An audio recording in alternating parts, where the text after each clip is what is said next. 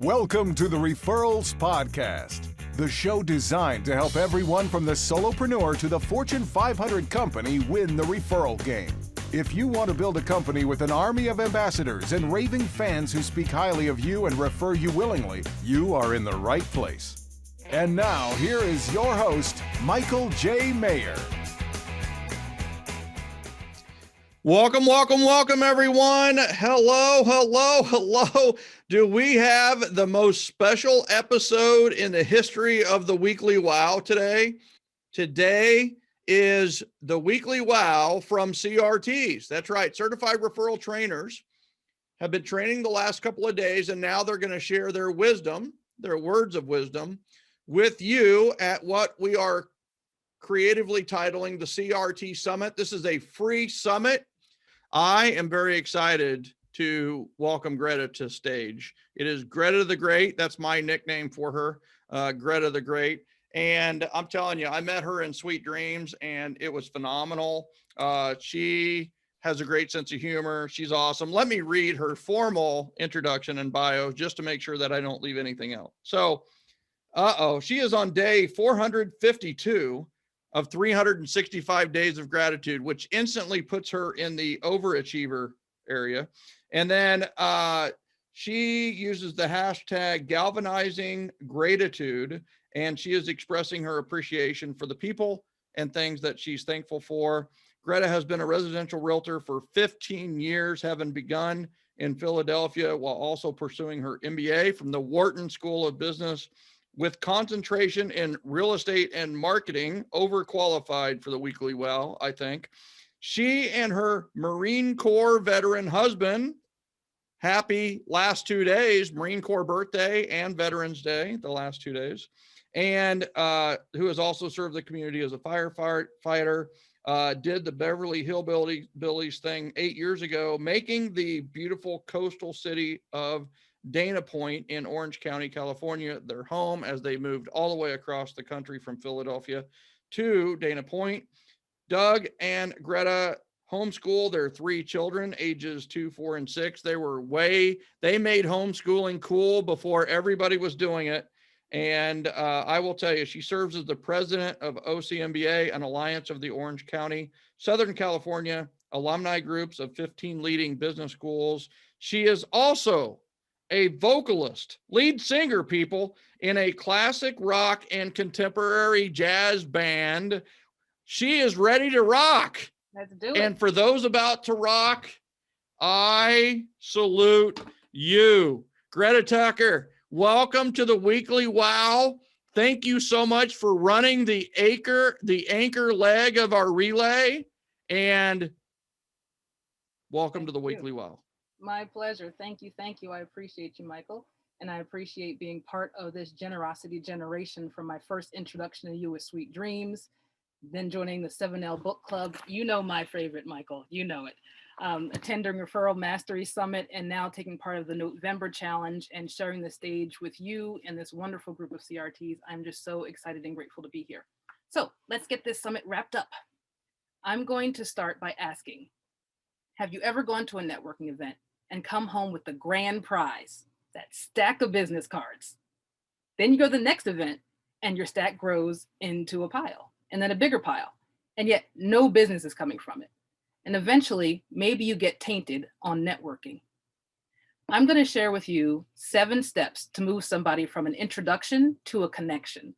And if properly implemented, that connection will become a member of your community of influence. People do business with people they know, like, and trust. And the more people see you, as long as you don't do something to mess up that credibility, the more they trust you. So the process I'm going to take you through will help you get in front of them multiple times early in that relationship.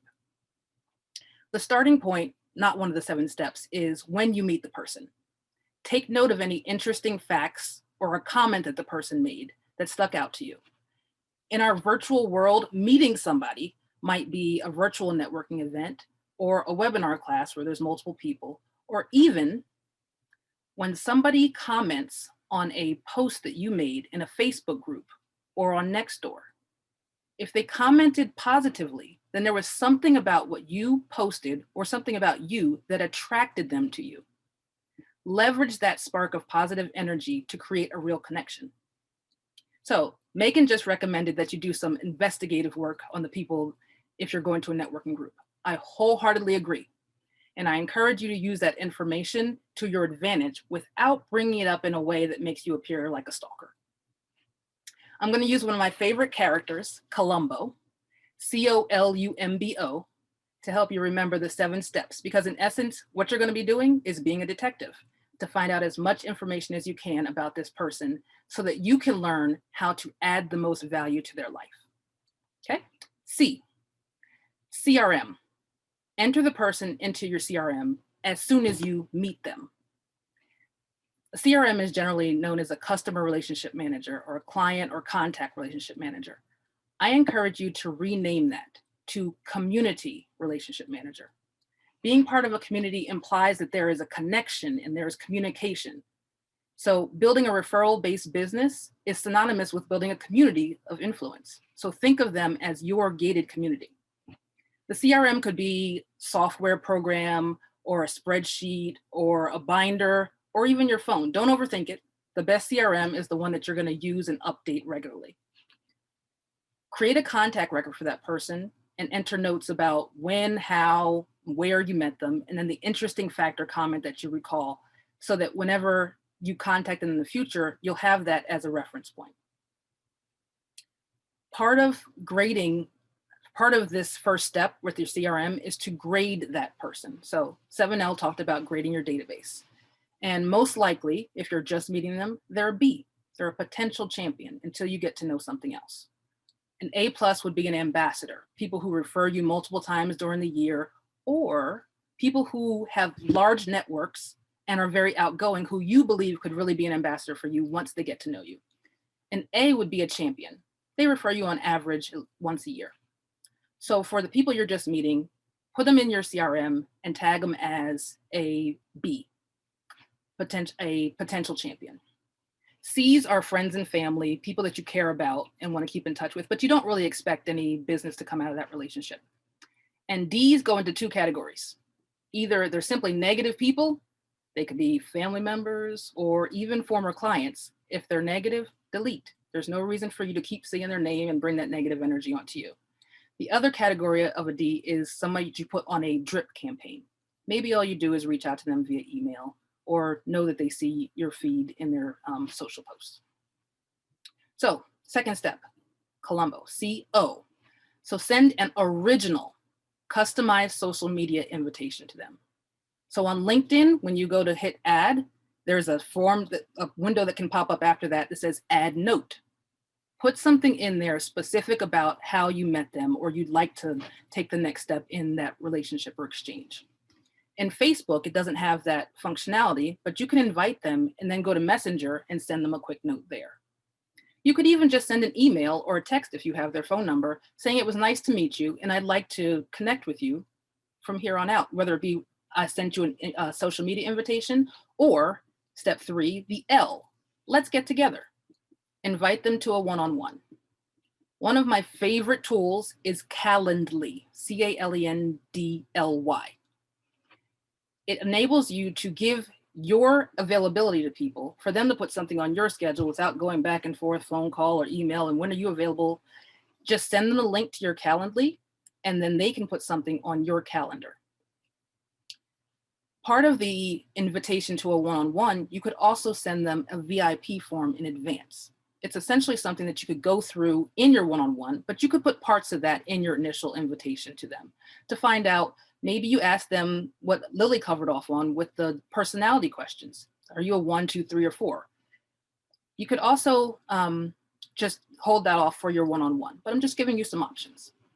So the next thing you're going to do within this step, let's get together, you're inviting them, set a reminder for yourself to follow up with them if they don't schedule right away.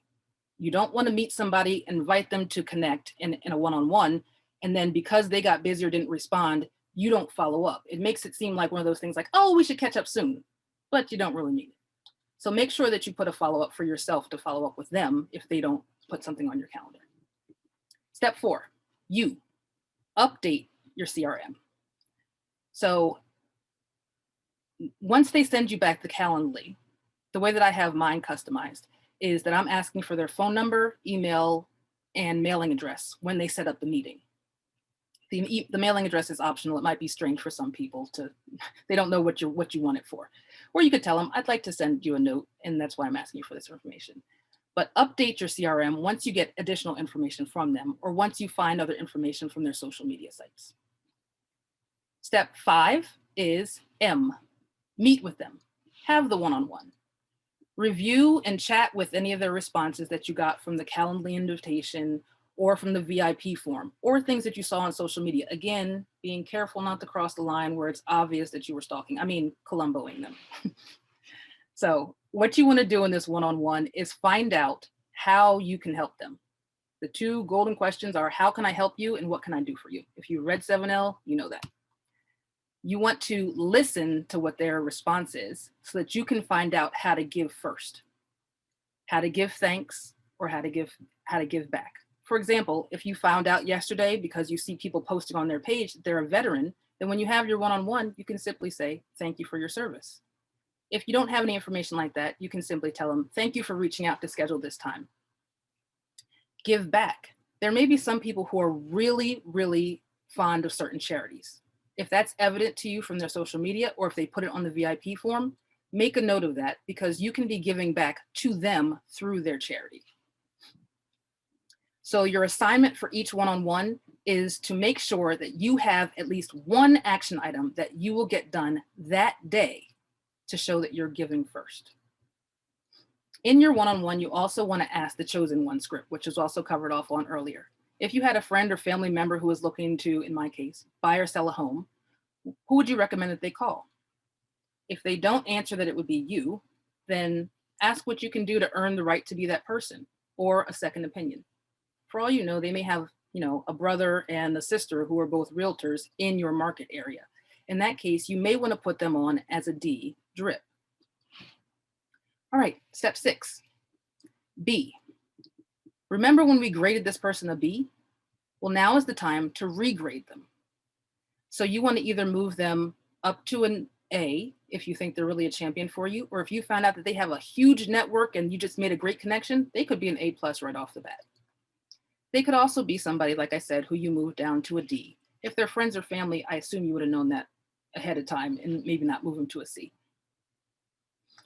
And the last step, step 7, is O. So now is when you need to get organized.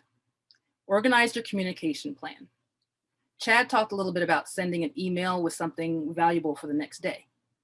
You could also put your connection on a follow-up plan, which would include a power note, and then assign them based on the grade that you gave them. For example, if you assign them an A+, maybe you're going to reach out to them every month to make sure that you schedule a one-on-one with them. If they're an A, maybe you put them on a quarterly plan where throughout the quarter, there's 13 weeks in a quarter. This is perfect math. 13 weeks in a quarter, 26 letters in the alphabet. You may call 2 letters of the alphabet every week.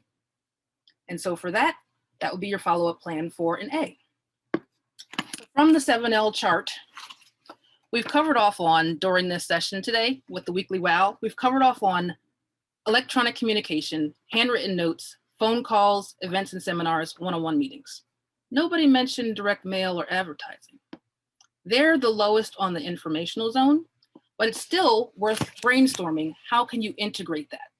So I'm going to give you a couple examples. So for advertising, there are certain systems like Facebook ads where you can target a certain market, people that you're already connected to in Facebook. If you use a system like AdWorks with an X, you can give them your database, essentially, not all the information, but they would send ads solely to the people that you're telling them you want to reach out to. There's also direct mail, and I'll give you a good example of this because it took me a while to figure it out. I just want to share. So my partner and I have been recently interviewing different business owners in the community to find out, what they provide as a service and how we can promote their business. We also stumbled upon some little free library stewards and decided to interview them. They have a little box in front of their house with books for the community to come, take one, give one. So for direct mail, we are sending a generic mailer out to the people in their community, their neighbors, promoting that person, their library, and also inviting them to an event, which will be a book drive that we're going to do during the holidays. So with that, you're figuring out how to give back to the community, how to promote somebody, give thanks for what they're doing in the community, and also taking that into a direct mail campaign. So now that you know the steps, it's time to implement them. So first I'll recap. Columbo. C, your CRM. O, send an original customized invitation. L, let's get together. Invite them to a one-on-one. U, update your CRM. M, meet with them, have the one-on-one. B, change their grading from a B to something else. And then O, organize and set up your follow-up plan. So your action item is going to be to implement what you've learned. So Columbo me. That means I should get an original personalized invitation to connect with you on social media, or you can send me an email inviting me to a one-on-one. If you learn best by doing, do it now. If you learn best by being shown, put a Zoom link on my calendar, which I'll put in my down below in a second. Put a Zoom link on my calendar for me to walk you through the visuals of how I would Columbo you. All right. Thank you. Beautiful. Beautiful. That was so well done. And you know, here's the thing. It's if you're looking for a positive outcome, it's not stalking, it's research, right? Absolutely. So it's research like a detective. And I love that you use the Columbo, right? And like, oh, by the way, I have a question for you. So I love that. That was fantastic. Greta, so much value in here. And as we're wrapping up the weekly wow, thank you so much for bringing in the anchor leg and sprinting us to the finish with so much great information. Thank you. Thank you. It's been a pleasure, an honor.